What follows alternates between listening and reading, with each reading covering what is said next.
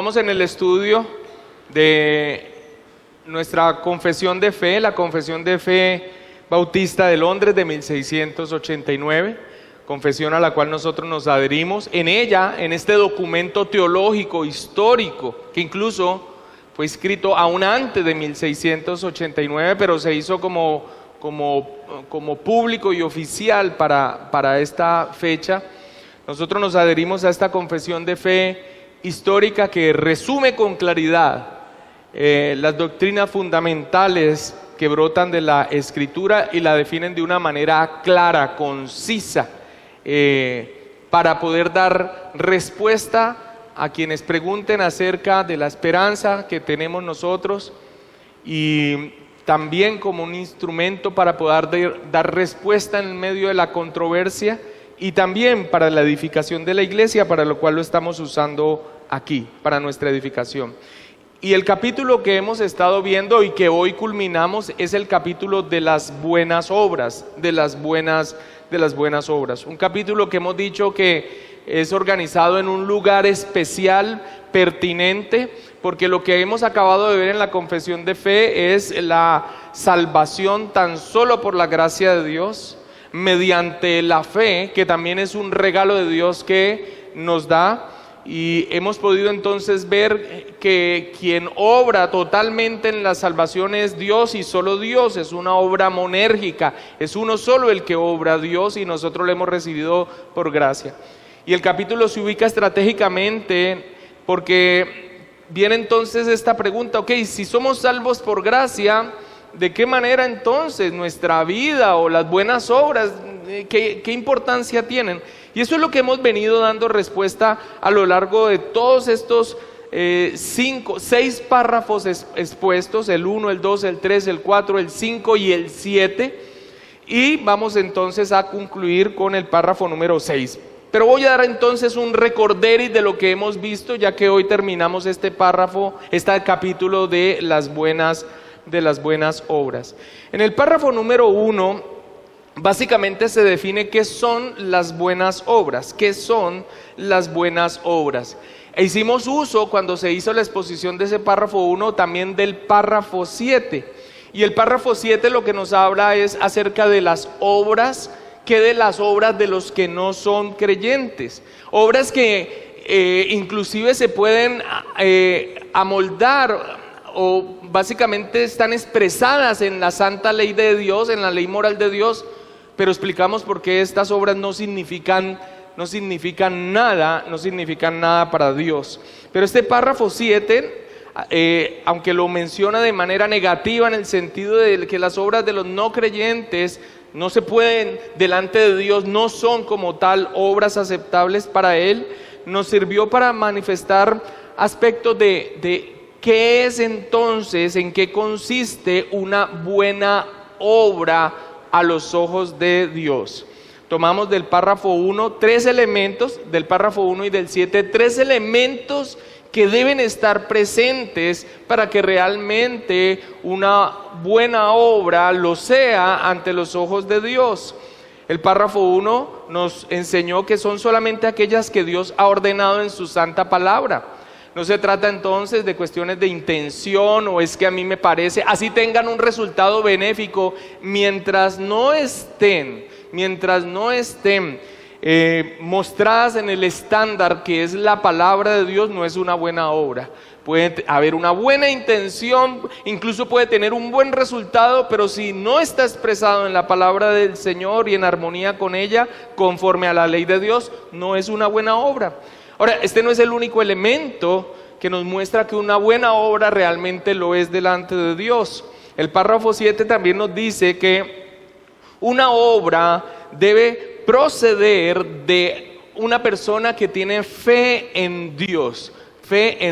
Así que, aun cuando un no creyente, un impío, hace una buena obra conforme a la Escritura, al no proceder de un corazón purificado por la fe en Cristo Jesús, entonces no tiene ningún valor delante de los ojos de Dios. Así que tenemos 2 elementos para las buenas obras conforme a las Escrituras. Uno es que es la Escritura la que determina qué es una buena obra. Segundo, que debe proceder de un corazón purificado por la obra de Cristo, que proceda de la fe en Dios. Y un tercer elemento muy importante es que debe ser hecha una obra para la gloria de Dios. Ese es su propósito final.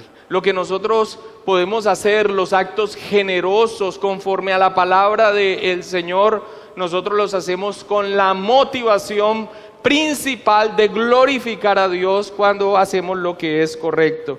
Ahora, cuando no es hecho con ese fin correcto que es la gloria de Dios, entonces así se conforme a la palabra de Dios, y así brote de un creyente que ha sido renovado, que ha sido purificado por la obra de Cristo, pues será medida por Dios y posiblemente sea desechado como heno, como madera, como hojarasca, porque muchas veces en nuestra pecaminosidad nosotros no lo hacemos para la gloria de Dios, sino para nuestra propia gloria.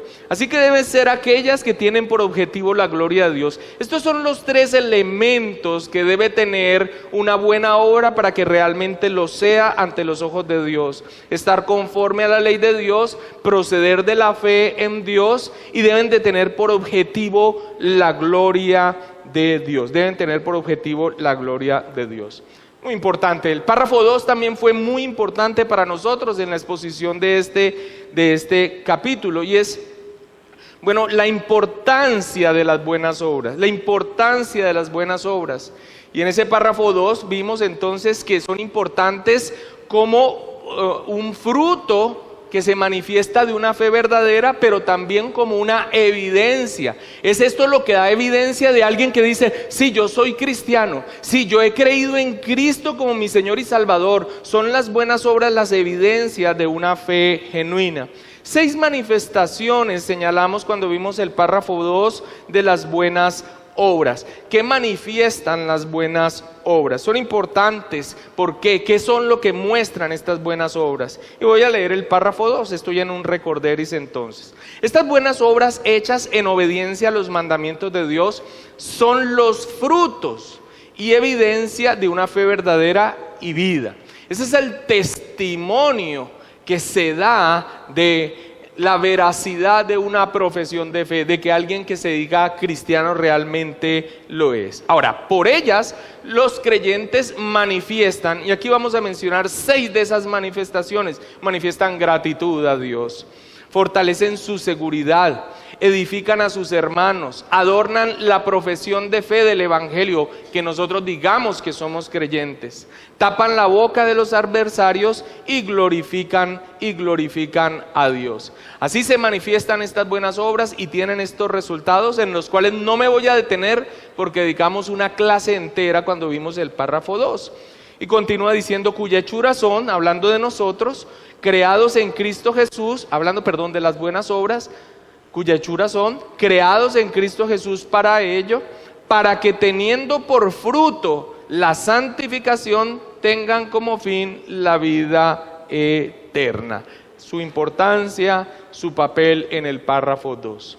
Después, cuando vimos el párrafo 3, pudimos ver cuál es la relación entre la responsabilidad humana y la capacitación divina. Este párrafo entonces trataba de que, aunque sean producidas por Dios, nosotros no debemos ser negligentes esperando hacer lo que Dios ha establecido en su palabra hasta que yo no tenga un sentir. Como lo que se vive hoy en día en la iglesia evangélica contemporánea. Es que no siento de Dios hacer esto, es que no siento de Dios hacer esto. No confundir entonces que aunque Dios es el que impulsa en nosotros, el que produce tanto el querer como el hacer, Dios es la causa, la razón de que podamos hacer buenas obras. También está el mandato de la responsabilidad y que nosotros no debemos ser negligentes cuando hemos conocido por la palabra la voluntad de Dios y ponerla en práctica. Así que la relación entre responsabilidad humana no ser negligentes y capacitación divina. No podríamos hacerla si no estuviésemos capacitados por el Santo Espíritu de Dios. Filipenses 2:12 al 13 dice: por tanto, amados míos, como siempre habéis obedecido, no como en mi presencia solamente, sino mucho más ahora en mi ausencia, dice el apóstol Pablo en la iglesia de Filipos, ocupaos en vuestra salvación con temor y temblor. Porque Dios es el que en vosotros produce así el querer como el hacer por su buena voluntad. Este texto es maravilloso porque muestra la causa de nuestras buenas obras, la fuente es Dios y su capacitación, pero también muestra nuestra responsabilidad. Ocupaos en vuestra salvación con temor y temblor, específicamente en aquel aspecto de santidad, de vida cristiana, de buenas obras. Después vimos el párrafo 4, que básicamente es una respuesta a la controversia, a la herejía, a el error de la iglesia de Roma, que habla de las obras supererogatorias. Las obras supererogatorias, según la falsa iglesia romana, es que hay personas que no solamente han cumplido con los estándares de buenas obras y de vida delante de Dios, sino que incluso han hecho más allá, que se han salvado porque han logrado hacer todo lo que Dios exige, pero hasta más allá.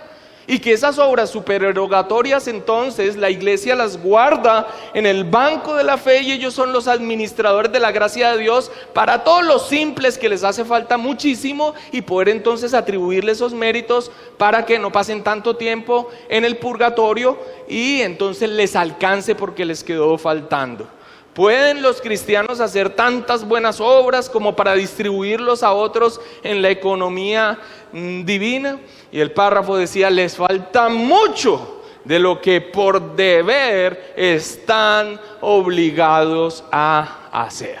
Y creo que con esa expresión de ese párrafo 4 nos deja muy claro, se dio todo el sustento bíblico. Nosotros no somos salvos por obra, nosotros no somos salvos por bueno y mucho menos llenamos los estándares de las altas exigencias de nuestro Dios, que es santo, santo, santo, y mucho menos como si fuese un mérito para salvación, y mucho peor como si nos sobrara para poder distribuirlas a otros, otros. Y el párrafo número 7, que ya lo mencionamos y lo vimos en la primera clase, nos responde a por qué las obras de los que no han nacido espiritualmente no son aceptadas por Dios. No se conforman a la ley de Dios, y aun si se conformaran a la ley de Dios, no proceden de la fe en Dios y no tienen por objetivo la gloria de Dios. He hecho entonces un resumen rápido de todo el capítulo sobre las buenas obras, Ahora, viene esta pregunta: ¿por qué el hombre no puede, y que está relacionado con lo que acabo de mencionar del párrafo 4, ¿por qué el hombre no puede ganarse los méritos de Cristo para salvación? Las buenas obras están desproporcionadas con las recompensas. Las bendiciones eternas y las riquezas que Cristo Jesús ha ganado para nosotros y de las cuales empezamos a disfrutar desde ya, pero que en toda su manifestación plena en la eternidad. Cualquier cosa que hayamos hecho aquí, así hayamos vivido una vida con temor y temblor delante de Dios, aún haciendo buenas obras, no es comparable con las recompensas eternas que nos han sido dadas por la gracia y por la generosidad de Dios a nosotros.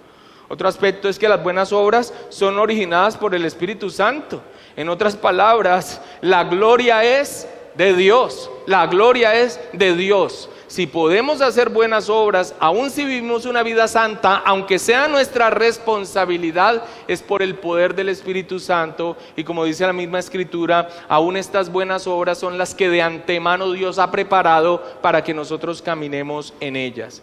3, están manchadas con el pecado. O sea, por más que nosotros vivamos una vida santa y nos esforcemos en actos generosos que glorifiquen a Dios conforme a su palabra y que procedan de corazones que se humillan delante de Él, en todo caso hay un remanente de pecado en nosotros.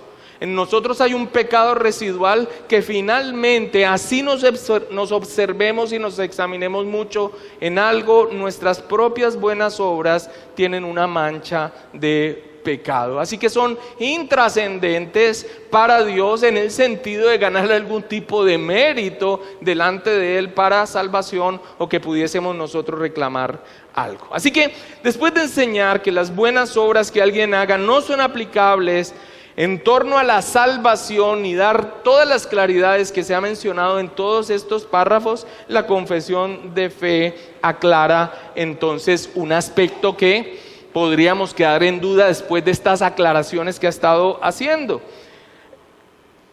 Y es el siguiente.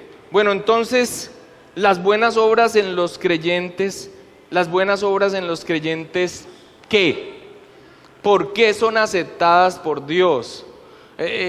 Si tienen mancha, si no tienen un mérito propio, si son causadas por Él mismo, si solo la gloria es de Dios, entonces, ¿qué en cuanto a las buenas obras de los creyentes?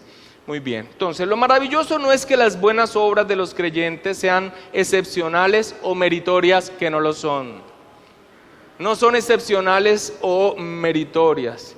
Recuerdo entonces la palabra del Señor para este momento, en donde dice, siervo inútil, lo que tenías que hacer, eso es lo que has hecho.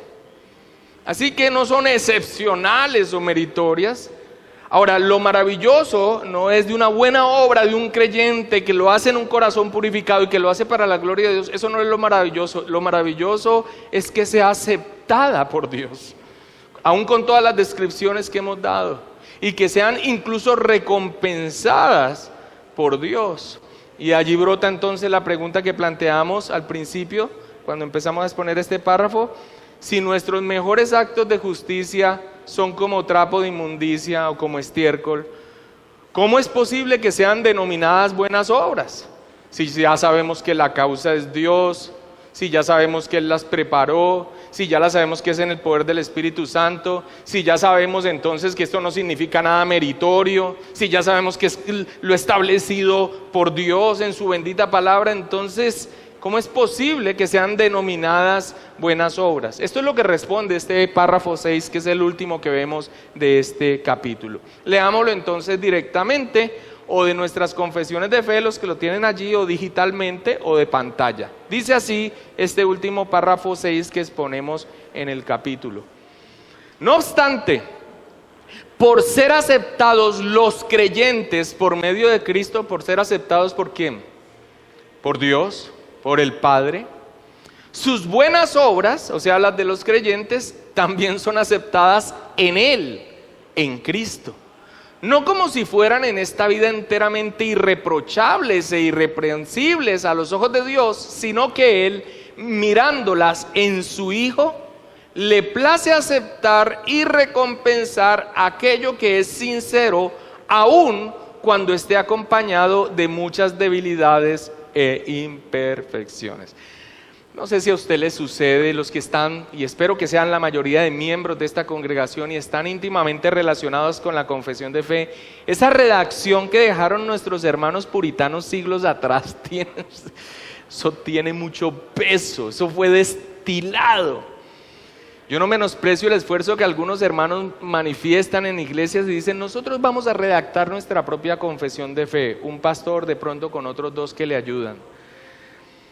No es menospreciar la labor que alguien pueda al dejar redactado aquello que cree la iglesia, pero es una arrogancia que nosotros hagamos a un lado toda la obra del Espíritu Santo que ha hecho en hermanos que nos han antecedido y que nos han dejado un legado maravilloso que ha pasado la prueba de fuego de los años. Uno ve extractado lo que la maravillosa palabra del Señor nos enseña, pero puntual sobre aspectos como el que estamos tratando. Entonces, vamos a desglosar este párrafo. Dice al principio, no obstante. O sea, no obstante ¿a qué? A todo lo que yo ya hice, recordé en el resumen que acabé de hacer. No obstante, por ser aceptados los creyentes por medio de Cristo, sus buenas obras también son aceptadas en Él. Así que, ¿por qué?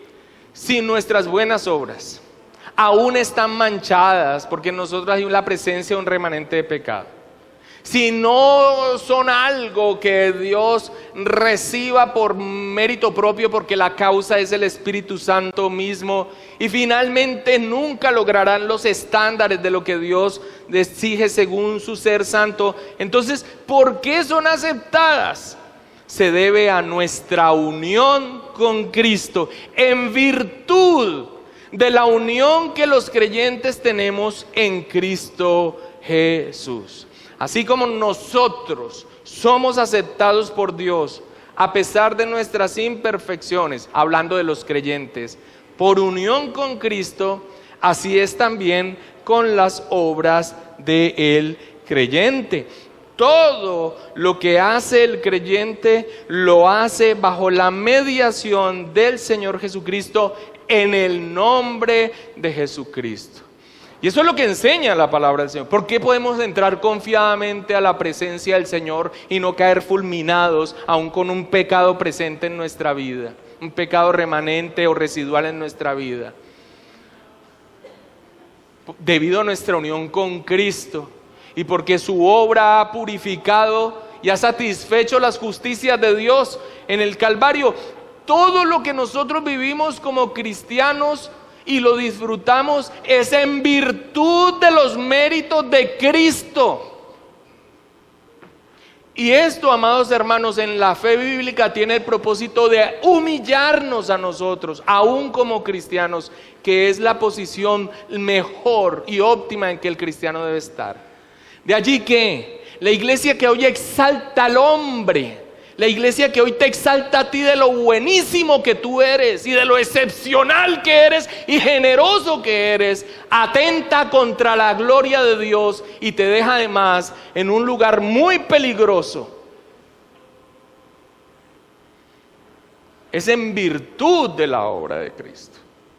¿Por qué nuestras oraciones son escuchadas? Porque es que cuando yo las redacto, mejor dicho, casi que Dios se quita el sombrero cuando yo oro. Quedo impresionado con mi oración, quedo impresionado con mis obras de generosidad, quedo impresionado con quedo impresionado con mi obediencia. No, amados hermanos, es en virtud de los méritos de Cristo y su ser excelso. Samuel Waldron lo resume de una manera maravillosa. Dios clemente y bondadosamente responde a nuestros esfuerzos para agradarle, a pesar de todos sus defectos, porque nos mira en Cristo. Ese tema de profundidad teológica de nuestra unión con Cristo es tan tremendo y tiene tal profundidad que no logramos comprender los aspectos de lo que significa estar unidos a Cristo, que incluso la expresión teológica en cuanto a nuestra unión con Cristo se conoce como nuestra unión mística.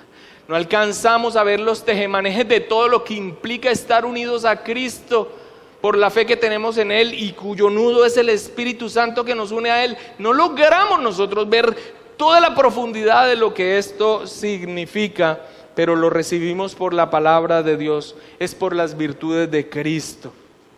Así como Dios mira nuestro ser a través de su Hijo, así de la misma manera mira nuestras obras, con el filtro de su Hijo que es perfecto en justicia. Muchos de nosotros, tiempo atrás, nos aprendimos aquella frase de que cuando Dios nos mira, pues no nos ve directamente a nosotros, sino que nos ve a través de su Hijo, nuestro Señor Jesucristo. Y esto es verdad, aunque se decía de alguna manera romántica y a veces casi que tomándose como una excusa para que se viviera una vida de cualquier manera. Pero el centro, o sea, la esencia es una realidad bíblica. Somos aceptados por el Padre, no porque seamos buenos, sino tan solo por su gracia y en virtud de la unión con Cristo. Y de esta misma manera nuestras buenas obras, manchadas o imperfectas, son aceptadas por Él en virtud de la unión que nosotros tenemos en Cristo Jesús. La confesión de fe en el párrafo 6 continúa diciendo: no como si fueran en esta vida enteramente irreprochables e irreprensibles a los ojos de Dios, sino que Él, mirándolas en su Hijo, le place aceptar y recompensar aquello que es sincero. aun cuando esté acompañado de muchas debilidades e imperfecciones. Primera de Pedro 2:5 dice: vosotros también, como piedras vivas, sed edificados como casa espiritual, sacerdocio santo, para ofrecer sacrificios espirituales aceptados a Dios por medio de Jesucristo. Cuando el apóstol Pedro entonces escribe a la iglesia para que vivan una vida rendida a Él en adoración, habla entonces de estas expresiones de adoración a Dios, pero señala que son aceptadas por Él por medio de Cristo. Mateo 25:21 dice: su Señor le dijo: bien, buen siervo y fiel, sobre poco has sido fiel. Poco. Sobre mucho te pondré, entra en el gozo de tu Señor. Es ese siervo fiel que, unido a su Señor y en amor y en obediencia, ha seguido su direccionamiento y su ejemplo, capacitado por Él, pero aún así ha sido poco. Y la recompensa no es comparable. La entrada al gozo del Señor se manifiesta por su benignidad y por una concesión que Él nos da en su gracia. Archibald Hodge, creo que Archibald Hodge es hermano es el hijo de Charles Hodge. Al respecto dice lo siguiente: es todo de la gracia. Una gracia llamada recompensa añadida o una gracia llamada obra. Ambas son obra de Dios. Ambas son obras de Dios. Dios entonces nos da la capacidad de hacer buenas obras y después nos recompensa por ellas. ¿De quién es la gloria? ¿De quién es la gloria? La gloria es de nuestro santo Dios. Mateo 13:12 dice: porque a cualquiera que tiene se le dará y tendrá más, pero al que no tiene, aún lo que tiene le será quitado. Es la gracia de Dios manifestado sobre los objetos de su amor, inmerecido aún en este aspecto de las buenas obras. Las buenas obras entonces se atribuyen al creyente como preparadas por Dios, y este es un aspecto importante que quiero remarcar también. Son preparadas por Él, capacitados por Él, preparados por Él, de acuerdo a su palabra, en corazones que han sido purificados por Él mediante la obra de Cristo. Así que Él las recibe y las recompensa como una expresión de su benignidad y en virtud de los méritos de Cristo. Efesios 2:10 dice: porque somos hechura suya, creados en Cristo Jesús para buenas obras, las cuales Dios preparó de antemano para que anduviésemos en ellas. Tito 2:14, hablando de Cristo, dice: quien se dio a sí mismo por nosotros para redimirnos de toda iniquidad, purificar para sí un pueblo propio, celoso de buenas obras. Así que las buenas obras que se atribuyen al creyente, la palabra del Señor dice que son preparadas por Dios, brotan de Él, Él es la causa. Lo que recibimos, lo recibimos por gracia. Toda la gloria es de Dios. Esto nos ayuda. Mira, si el Señor pone, y esta es la conclusión que vamos a dar ahorita al final, si el Señor pone en ti un acto de generosidad que tú haces como creyente, conforme a la Escritura y para la gloria de Dios, saber esto nos libra de pensar en algún momento que hay algún aspecto meritorio propio.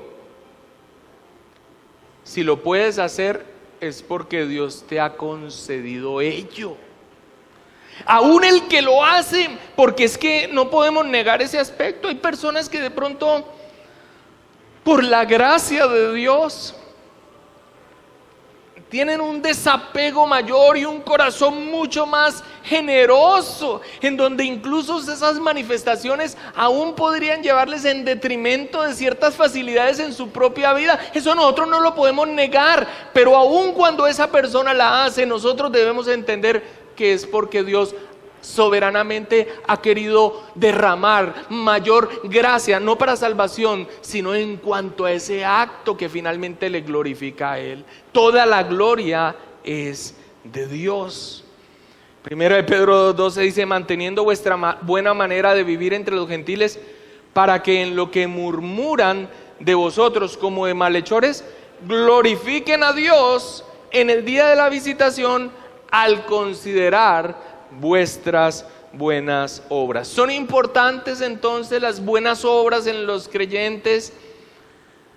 Entendiendo todas las aclaraciones que hicieron los párrafos anteriores, sin lugar a dudas, amados hermanos, lo son. Finalmente, lo que hacen es impulsar a que sea glorificado nuestro santo Dios. Como aplicación final, entonces, tenemos que los que sobrepasan a los demás en buenas obras tienen mayor razón en reconocer en humildad que tienen una deuda de gratitud aún mayor con Dios por ese obrar que a Dios le ha placido tener. Ahora, vuelve entonces una aclaración de párrafos anteriores. Entonces si no lo estoy haciendo es porque entonces Dios no lo está impulsando en mí. Qué bueno de cada uno de los aspectos y cómo se complementan. Nosotros no debemos ser negligentes con lo que Dios ha manifestado en su voluntad que nosotros debemos hacer. Pero una vez hecho, y si es aún de una manera mayor, pues reconocer en humildad que somos deudores de gratitud aún mayor con Dios por esto que Él ha hecho en nosotros. Primera de Corintios 15:10 dice: pero por la gracia de Dios soy lo que soy. Dice el apóstol Pablo: su gracia no ha sido en vano para conmigo. Ahora, mira lo que expresa. Alguien diría: ¡buah! Ese Pablo tan arrogante. Dice: antes he trabajado más que todos ellos. Hablando de los otros apóstoles. Pero mira, aunque él lo ve y es claro y es innegable, finalmente dice: pero no yo, sino la gracia de Dios conmigo. Así que, amado hermano, si Dios le ha placido hacer de ti un hijo que se goza en buenas obras, entendiendo todo lo que se ha venido explicando a lo largo de la exposición de estos párrafos, y tú puedes glorificar al Señor de una manera que inclusive los que te rodean pueden distinguir que lo que haces se conforma a la palabra, es para la gloria de Dios y trae beneficio, y eso hace que se exalte a Dios. Hermano, Dios protege nuestro corazón cuando nosotros entendemos que ha sido la gracia de Dios conmigo, y esto lo que hace no es que se levante en nosotros un corazón orgulloso, sino antes que sea más humilde en agradecimiento, porque al Señor le ha placido hacerlo a través de nosotros. Segunda de Corintios 3:5 dice: no que seamos competentes por nosotros mismos para pensar algo como de nosotros mismos, sino que nuestra competencia proviene de Dios. Filipenses 2:13 dice: porque Dios es el que en vosotros produce así el querer como el hacer por su buena voluntad. Texto que hemos repetido continuamente en este capítulo. Filipenses 4:12 dice: sé vivir humildemente, sé tener abundancia, en todo y por todo estoy enseñado, así para estar saciado como para tener hambre, así para tener abundancia como para padecer necesidad. Ahora, no, Pablo, sos tremendo. Dice él: puedo enfrentar cualquier situación porque Cristo me da el poder para hacerlo. Y he optado por tomar esta traducción de palabra de Dios para todos que expresa de una manera tan sencilla el sentido de la expresión bíblica. Porque Cristo me da el poder para hacerlo. Aún en este aspecto de una vida en donde se tiene consuelo en Dios y capacidad para vivir o en abundancia o en escasez, ¿cómo termina el apóstol Pablo? ¿Por qué puede él entonces enfrentar cualquier situación? Porque Cristo le da el poder para hacerlo. Muy bien, terminamos entonces este capítulo 16 de las buenas obras, tan importante en nuestra fe bíblica y que tanta claridad da, sobre todo a aquellos que están iniciando en la reforma, aquellos que están iniciando en nuestra fe histórica bíblica, cuando al entender que es tan solo por la gracia de Dios que somos salvos, podemos entonces también dar el valor a una vida que glorifique a Dios en todo aspecto, incluido nuestras buenas obras.